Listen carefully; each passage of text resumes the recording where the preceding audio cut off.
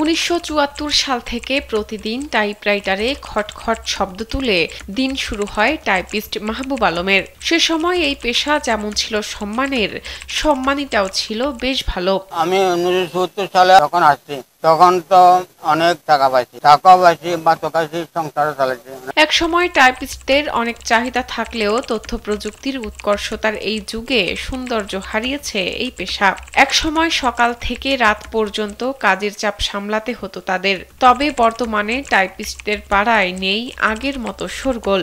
আমি যখন আসছি তখন অনেক লোকজন ছিল ভর্তি, এবং রাত্রে 8টা-9টা পর্যন্ত লাইট জ্বালিয়ে কাজ করতাম। এক সময় একসাথে 80 জন টাইপিস্ট বসে কাজ করতেন বলে জানান টাইপিস্ট মাহবুব আলম। একসাথে আমরা 80 জন ছিলাম তখন, এখন তো কমে গেছে। এখন ওগুলো অনেক টাইম মেশিন এখানে ভরি আছে। সে সময় এই পেশাজীবীদের আয়ও ছিল বেশ ভালো।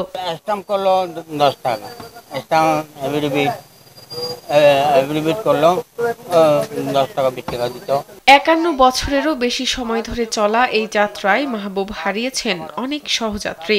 কেউ মারা গেছেন, কেউ বয়সের ভারে আর কাজ করেন না, কেউ বা পেশা পরিবর্তন করেছেন। অনেক লোক ছিল জমজমাট, এখন তো এই লোক নাই, এখন তো লোকজন কম, দেখতেছেন না। আয় ইনকাম আগের মতো না থাকলেও চট্টগ্রামের আদালত চত্বরের ছোট্ট এই টিনের ছাউনিতে এখনো প্রতিদিন উপস্থিত হন টাইপিস্টরা।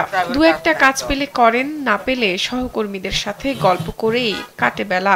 আমরা স্ত্রীর কাছে, পুত্রবধূর কাছে বসে থাকাচ্ছি গিয়ে এখানে এসে সম্মতি, এখানে 10 জনের সাথে আলাপ করি এবং 2-একটা কাজ পেলে করি।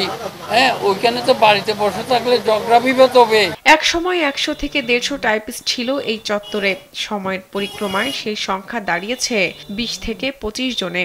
তখন আমাদের সদস্য ছিল 17 উপর। তো পর্যায়ক্রমে মরতে পেশাটা অনেকটা বিলুপ্তির মুখে গেছে, কেউ আসতেছে না। এখন আমরা 25 জনের মতো আছি।